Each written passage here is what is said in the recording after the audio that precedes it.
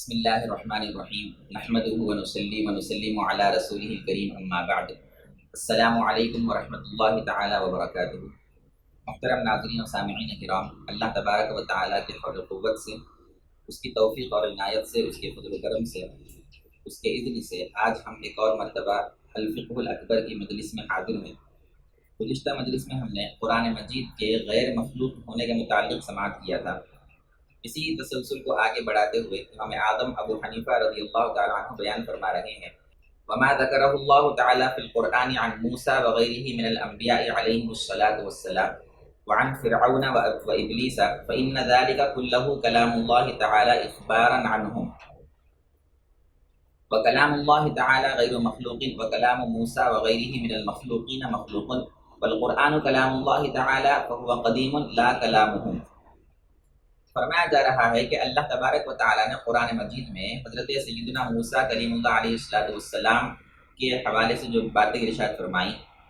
یا دیگر انبیاء علیہ السلام کے حوالے سے جو ارشاد فرمایا، یا فرعون کا کوئی بات اللہ تبارک و تعالیٰ نے قرآن مجید میں نقل فرمایا، یا ابلیس یعنی شیطان کی کوئی بات قرآن مجید میں جو اللہ نے بیان فرمائی، وہ سارا کا سارا اللہ کا کلام ہے، لیکن اللہ نے ان کی طرف سے خبر دی ہے۔ موسیٰ علیہ السلام یا دیگر انبیاء علیہ السلام کی طرف سے اللہ نے خبر دی ہے، اور فرعون کی طرف سے اللہ نے خبر دی ہے، ابلیس کی طرف سے اللہ نے خبر دی ہے۔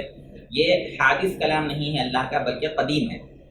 اب دیکھیں یہاں پر سوال یہ پیدا ہو سکتا ہے کہ انبیاء علیہ السلام تو حادث ہے، یعنی مخلوق ہے، بعد میں پیدا ہوئے ہیں۔ جب وہ پیدا ہوئے تو انہوں نے کچھ اپنی زبان مبارک سے ارشاد فرمایا، اللہ نے ان کے ارشاد کو قرآن میں نقل کیا۔ ہم قرآن کو قدیم مان رہے ہیں، یعنی اللہ کی جو صفت ہے اور اللہ کا جو کلام ہے وہ قدیم ہے، اور موسیٰ علیہ السلام حادث ہے، اور موسیٰ علیہ السلام کا ارشاد یا دیگر انبیاء کا ارشاد قرآن میں آ رہا ہے۔ تو قرآن قدیم ہے اور اس کے اندر حضرت موسیٰ کا ارشاد ہے، حضرت موسیٰ حادث ہے، تو یہ کیسے ہو سکتا ہے پھر؟ اسی طرح فرعون کی باتیں قرآن میں ہے کہ فرعون نے کیا کہا تھا موسیٰ علیہ السلام سے، اسی طرح شیطان اور ابلیس کی باتیں بھی قرآن مجید کے اندر موجود ہیں۔ تو قرآن کو اگر قدیم مانیں گے، غیر مخلوق مانیں گے، غیر محدث مانیں گے،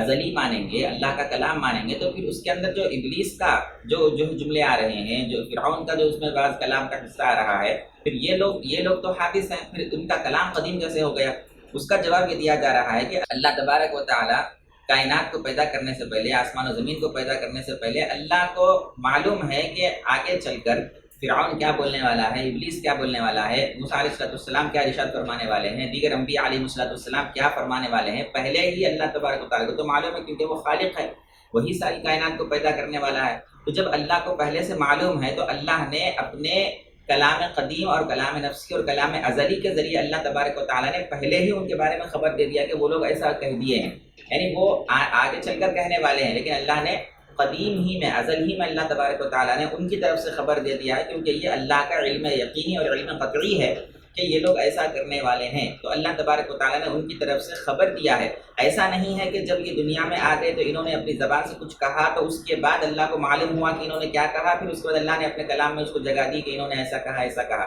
ایسا نہیں ہے، بلکہ ان کے دنیا میں آنے سے پہلے ہی اللہ تبارک و تعالیٰ نے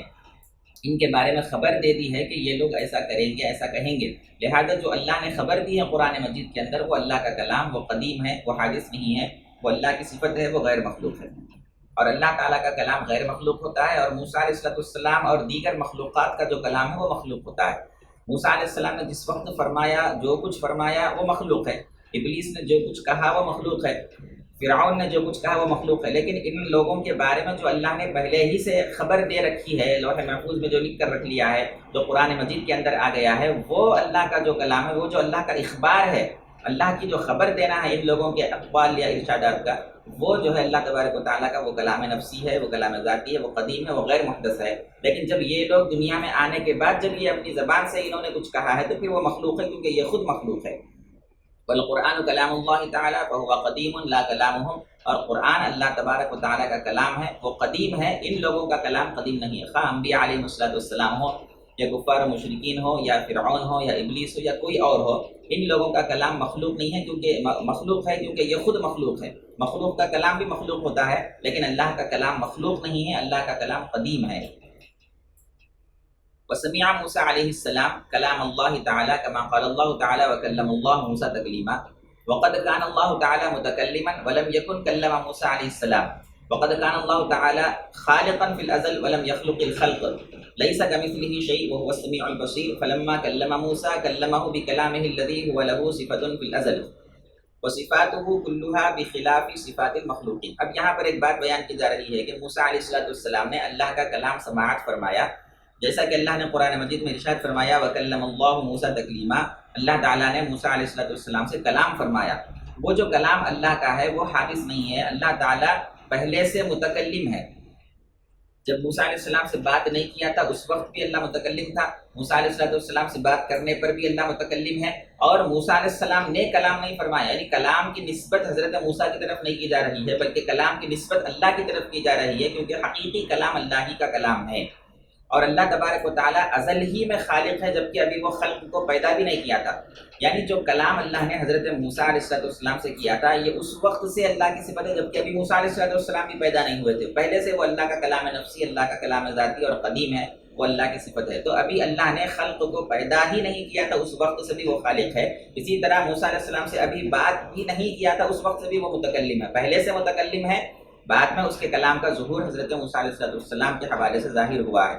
لیس کمثلہ شیء وہو السمیع البصیر۔ اب یہاں قرآن مجید سے استدلال کیا جا رہا ہے کہ اللہ تعالیٰ کسی مخلوق کی طرح نہیں ہے اور وہ سننے والا اور دیکھنے والا ہے۔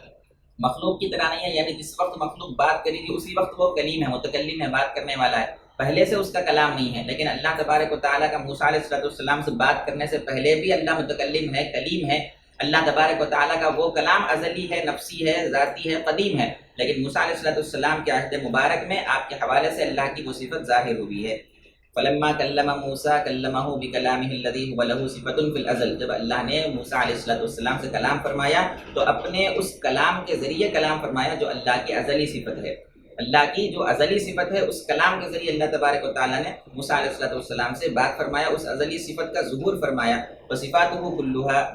بخلاف صفات المخلوقین، اور اللہ تبارک و تعالیٰ کے جتنے بھی صفات ہیں سارے کے سارے صفات مخلوق کے صفات کے برعکس ہیں۔ مخلوق کے صفات جس وقت وہ ظاہر ہو رہے ہیں اسی وقت وہ مخلوق کی صفت اسی وقت سے ہے، لیکن اللہ تبارک و تعالیٰ کی صفات قدیم ہیں، ظہور ان کا متأخر ہے، ظہور ان کا بعد میں ہے، اور مخلوق کے ذریعے سے ظہور اللہ کا ہوتا ہے۔ تو مخلوق کیا اللہ محتاج نہیں ہے بلکہ اللہ تبارک و تعالیٰ اپنے منشا سے اپنے صفات کا ظہور مخلوق سے کرتا ہے۔ تو لہٰذا یہ جو کلام اللہ تبارک و تعالیٰ کا تھا موسیٰ علیہ السلام سے، وہ کلام قدیم ہے، وہ کلام نفسی ہے، وہ کلام حادث نہیں ہے، وہ کلام مخلوق نہیں ہے، لیکن اس کا ظہور حضرت موسیٰ علیہ السلام کے حوالے سے ہوا، اور اللہ نے حضرت موسیٰ علیہ السلام سے اپنی صفت ازلی جو کلام ہے اس کے ذریعے اللہ تبارک و تعالیٰ نے حضرت موسیٰ علیہ السلام سے کلام فرمایا۔